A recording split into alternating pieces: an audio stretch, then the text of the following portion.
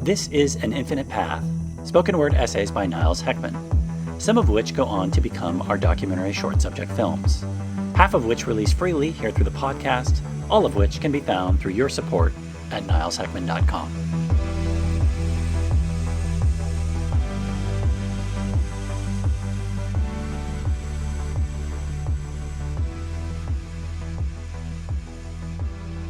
It's no surprise that most people's lives today are difficult.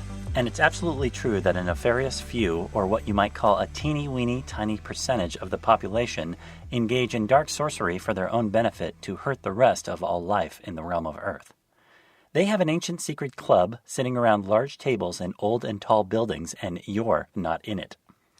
These dark occult groups operate behind closed doors of initiatory orders and have been imperialistic dickheads creating past overt slavery, which still continues today as various forms of covert slavery. They carefully craft a tapestry of propaganda being transported in private jets and yachts, while many struggle to pay monthly apartment rent. They have turned everything into an upside-down funnel to keep the funds flowing upwards to their shadowy cabal and keep the masses in ignorant, docile servitude. Our past has been forgotten, so we don't know where we are going in the future, with what we are told about history really only being someone else's false his story. These criminals in power cause the world to look backwards and upside down by keeping us decoupled from our natural selves and natural ways of being and natural environments, and instead slave to urbanization and corporatization. As a result of their colonial expansion, they've suppressed cleaner and freer energy for the earth and holistic natural cures for us.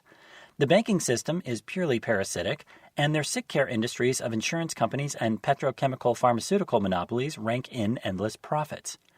Telecommunications companies slow cook our mental and astral bodies with their webs of what seem like escapeless, intrusive infrastructure, and fossil fuel industry's business model is to tub girl the garden realm of Earth via massive amounts of environmental degradation. This overloaded materialism results in a limiting pen of conventionality and the status quo, as materialist science also only advances one funeral at a time.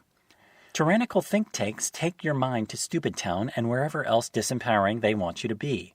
The Joker spirals of the mainstream unreality signal have turned news networks, creepy big data and ghost-in-the-machine artificial intelligence systems, malevolent marketing and advertising industries, and school, not really education systems, to be weaponized against the people through their behavioral think tanks, paid shills and trolls, and have completely co-opted the patent and regulatory industries which are supposed to be watchdogs over them and are instead turned into revolving doors meant to only protect their nefarious tomfoolery.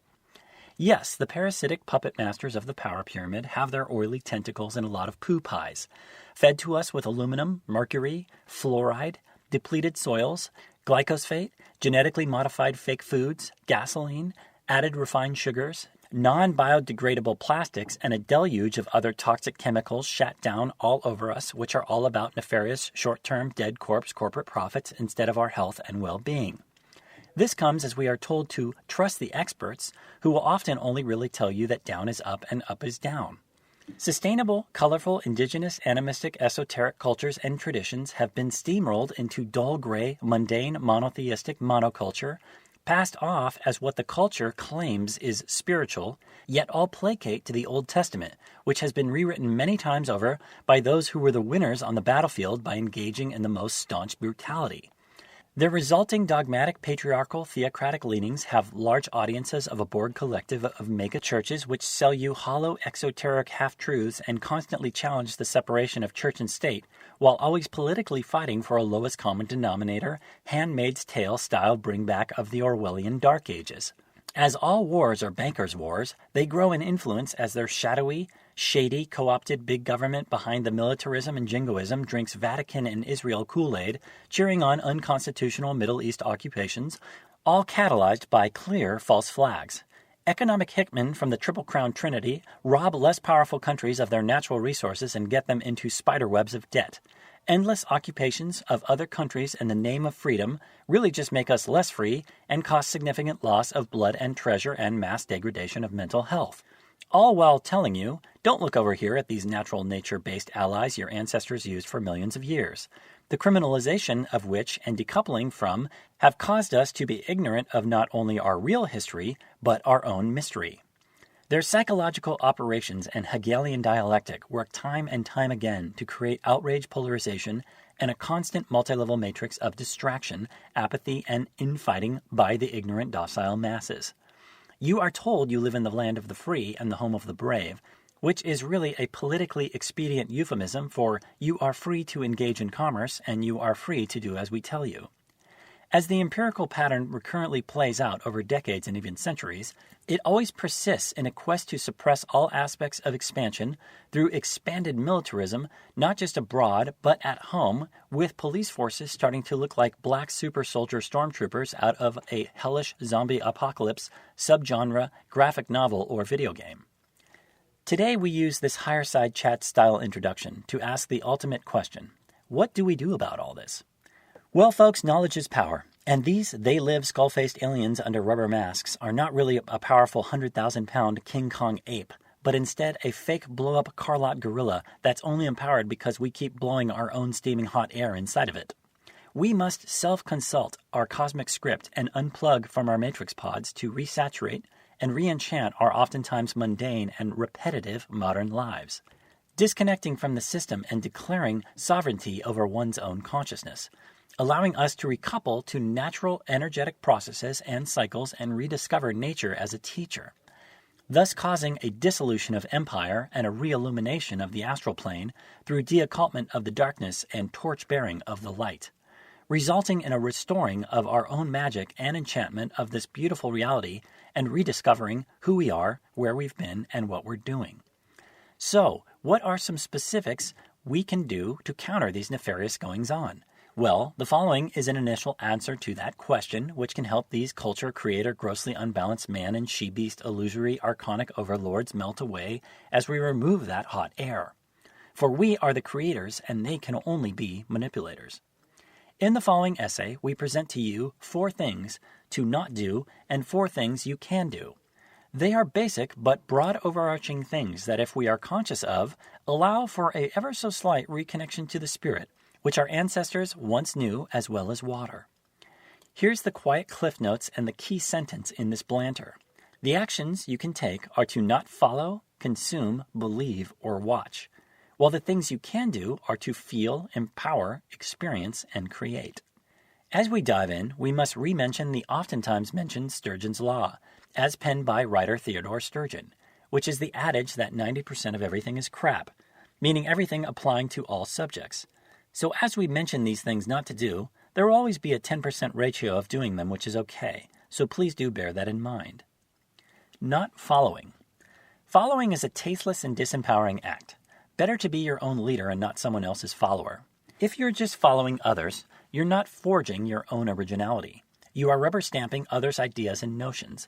There is a difference between liking someone's material and using the best aspects of it to create your own cosmology, versus just acting in ways based around others' actions. Toddlers, for the most part, are very impressionable. They will oftentimes mimic the behavior of their guardian. In elementary school, the biggest worry for a kid is to be singled out and have their ass kicked because they didn't follow the trendy routines of what the other kids did or thought was cool, which is of course very immature. If we mature, we find our own power in going our own way and forging our own direction. And in the long run, it makes you less replaceable. For you are disempowered when you follow, regardless of age.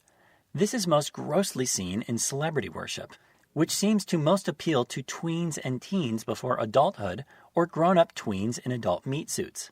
Magazines and social feeds show idealized versions of the rich and famous, making the sleepers feel unless they strive for the same success and ladder climbing within materiality, they are somehow failures or somehow less whole and less successful. All totally untrue. Sure, you can enjoy specific individuals' or groups' work if they are seeking and exemplifying their creative bliss, but you do that as a moderate intake of what they do well and don't mimic their shortcomings. This is also seen in the concept of big religion preachers and New Age gurus whose spiritual, air quotes, students, none of whom are willing to do real spiritual work on their own lives, outsource the hard work, the real work, the great work, to others, so they don't have to do it themselves, because it's much easier. Our minds are not our own when we follow others' talking points, such as libtards are trying to destroy America with their socialism because I heard that on a Fox So-Called News or Breitbart forum, Or Orange Man bad, Orange Man racist because MSNBC and the Huffington Post said so. The most gross examples of extreme following are high crime acts which are committed in war zones by order followers, as "I was just following orders to do this dastardly act" was never a real excuse when they deep down knew it was wrong. "I blew up these brown people from the sky behind a video game-style screen because my superior from the CIA told me to do it." Or "I drank this cyanide-laced, grape-flavor Flavorade because my cult leader told me to do it." We follow previous generations' bad habits because that's the way they were done in the past, not giving credence to the understanding of it being completely unjust or immoral or unconscious. We falsely look up to high-profile people who have large followings because of fallacies of the majority, when in reality many people who are popular only got that way because of their connections and their ability to turn themselves into a brand with a marketing team behind them, all of which is illusory since commercialism is antithetical to true wisdom. Not consuming. Our big food industries transport goods hundreds of miles, while the plastic it's all packaged or shipped in fills up island gyres in our oceans. Buying goods from big industries degrades the awakened human, who is fully capable of being an infinite fractal of consciousness, by calling us consumers, which really is a metaphor for mindless zombies. The most gross examples of this can be seen in Black Friday videos of the hordes of Walking Dead consumers going shopping year after year to stampede into the Red China Mart to buy marked-down boob tube television sets for a few $100 off. Advertising and marketing industries sell us crap we don't need. Mega corporate power and corporatized governments only keep the gears turning if we continue using our slave wages to buy excessive consumer goods, oftentimes on borrowed credit, which don't bring happiness, but instead only temporarily fill up our domiciles and storage lockers only to one day realize how much time and effort it takes to try and get rid of it all in order to be a more developed and educated human. So basically, the system of overexcesses only operates because we give it our energy by swiping those high-interest credit cards. Money is not going away, decentralized or not, so voting with our dollars more consciously is key. Much less fossil fuel is burned when we buy from small businesses more sustainably within our own communities. Better to give that 10% that's worthy of our consumption to small businesses, the local hardware store, the folks in your town that make their own homemade jelly or honey, the local artist, the farmer's market, or even from the cottage industry-style product seller online creating their own handcrafted or much more original creative outputs, instead of from the Amazon.com-style Death Stars owned by Godzillionaires who are not happy people. So think global and act local. Not believing. People's staunch beliefs are one of the greatest problems with the human species. Belief is a fake spiritual version of following. There is really no reason to believe in anything. Our beliefs fog our judgment and keep us locked in ultra-conservative and unchangeable ways of thinking and thus acting, oftentimes fueling ignorances. Our minds are powerful engines of manifestation, and if we outsource our esoteric inner powers of experience to simply what we believe off someone else's menu of do's and don'ts, then we have a very small perspective on our lives and the world in general. We disavow the real underlying reasons why both good and bad things happen in our lives, which is due to our own actions and free will, and passively hand it off, claiming that things happen because a higher power wanted it that way, which is another form of disempowerment and contraction. Beliefs thrive with lack of experience. If indoctrinated into beliefs, we see things for the rest of our lives in only black and white, regardless of a more right-leaning religious mindedness or a more left-leaning scientific mindedness. Extremely polarized beliefs lead to the same limiting behaviors regardless of ideology. The counter-opposite of something horrible is also equally horrible. For the most set in stone, this is the way it is and it cannot be changed, dogmatically minded we are in our beliefs, the more nutty we become. Sometimes even willing to kill others because we believe we are chosen by some higher power to fulfill that higher power's will or intentions. Trust your own will and morals and how that connects to your own higher wills, not an outside power's higher wills. Not watching. Most people just spend their spare time being entertained.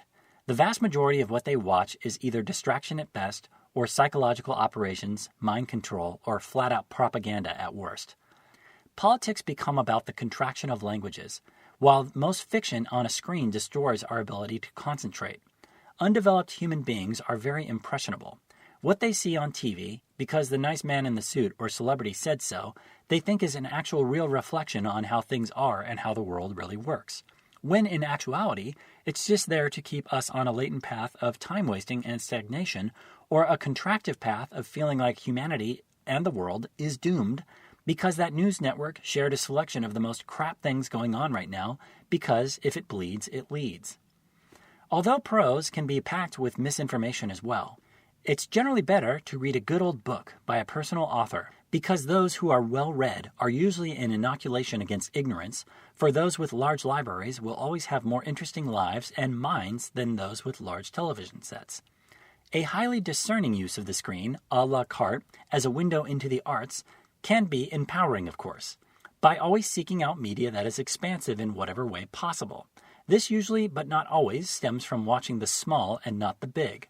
The small online publication who's actually doing real journalism, the independent film, the local Shakespearean performance theater, videos on simple living, self-sufficiency, alternate ways of living and transport, backyard gardens, DIY, self-craftsmanship, a great interview, a beautiful concert, etc. To give credit where credit is due, as someone who likes ethnobotanist, psychonaut, lecturer, and author Terence McKenna's material, but is not a fervent follower of his, I will say I got these 4 what not to do concepts from one of his lectures. As to not leave us in what can be construed as just a Virgo-style reactionary negative rant here, come some things that we can always do to empower ourselves to focus more of our time currency with a glass half full attitude. Feeling. Ask yourself, after you've watched 2 hours of live broadcast television or played 5 hours of that video game, how do you feel? Do you feel enriched or bettered? Or do you feel drained? When you spend time on reactionary forums with extremely polarized and energy-sucking people, do you feel recharged? Or do you feel like you're venting a status quo? When you watch that crappy disaster movie where Los Angeles is being blown up by an alien army, do you feel better about the future? If someone has a fake way about their dress or speech or lifestyle and you pick up on that, what does that tell you about them or a potential long-term future of being their friend or business partner? When you walk in nature, how do you feel? When you hear your child's laughter, how does that feel? When you're sitting in post-apocalyptic traffic day after day, how does that feel? When you fancy someone and find out for the first time they fancy you too, how does that feel? It is important to follow your heart in life and not just your head. Of course we need to use both, but if something feels slightly off of right, it usually is. If you're seeing early signs of something not being good, they will only amplify later if not fixed or moved away from. If you've also heard very deviating mixed reviews of something or someone, that is generally not a good sign. An inner voice of an older, wiser, higher version of yourself is always present. Think of it as your own inner homunculus, who's not so much piloting you from your head, but from your heart. This could also be thought of as your own subconscious or holy guardian angel. Listen to it. If you are not happy in your life as a whole, or perhaps just aspects of it, you are misaligned. Depression is a call for course correction, for example. Folks usually start to feel these things via larger cultural and society misalignments before seeing deeper misalignments within themselves. Sure, we must always do things here and there that feel off or not good, but our ultimate goal is to live a lifestyle in which day after day, the majority of your time is spent doing things that feel right and good. And that's the overall problem with our modern commercial world of commerce. It makes the vast majority of people do things they don't want to be doing for decades of their lives, solely to be subservient to the dollar. We feel like we want to try new things or to take new leaps, but our analytical left brain makes us scared to actually do them. What if this? What if that? In that regard, the heart can be more of a powerful barometer than the mind. Follow it, treating others with heartfelt compassion the same way you would like to be treated, especially through your hardships and setbacks and theirs as well. Unless you're a psychopath, feeling like doing something is right means it usually is the right thing to do. So don't necessarily give a shit what others think of you, but do what feels right for you, especially if those others are not conscious about your spiritual growth. Be a bit more weird. And always ask yourself through life, what is life for? Am I maximizing my time and effort here? Do the majority of my days feel good? Am I pursuing my true work? You may find it is why you were meant to be here. Empowering. So much of your empowerment in life is self-empowerment.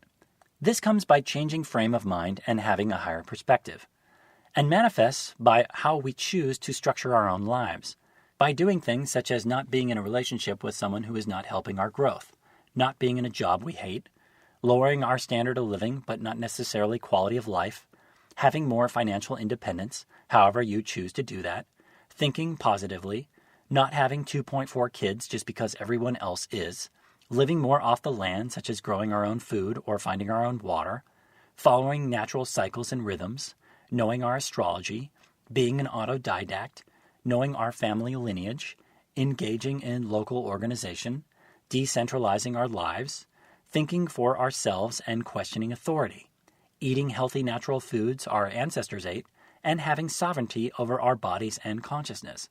All are efforts and will engagement which not only lead by example, but make you much more powerful and more self-reliant. Experience. To flip to the opposite side of the coin from beliefs, we have experience. Do things with your life. Have experiences. Travel the world and see how most of it is really cool and full of excellent people who have just forgotten who they are for a little while on the deep timeline of humanity. Pilgrimage to sacred sites. See remnants of ancient cultures. Meditate. Have amazing safe sex. Spend extensive time in nature. Try out some magical rituals. Fall in love. Have a shamanic experience. If you do, you may find yourself having a slight glimpse of a mystical experience which gives hints or micro-downloads of gnosis or logos. It will be about you and for you, not from an egotistical perspective, but for how you fit into the greater ecology of things. You must experience to have expanded awareness, for you cannot be told what the matrix is. You must experience it for yourself. Create. Create more, consume less. Create things that are truly an expression of you. Your works should extrinsically represent your intrinsic self. Follow those passions, and they will lead you to snippets of day-by-day bliss. In doing so, you will always be moving towards finding your true will.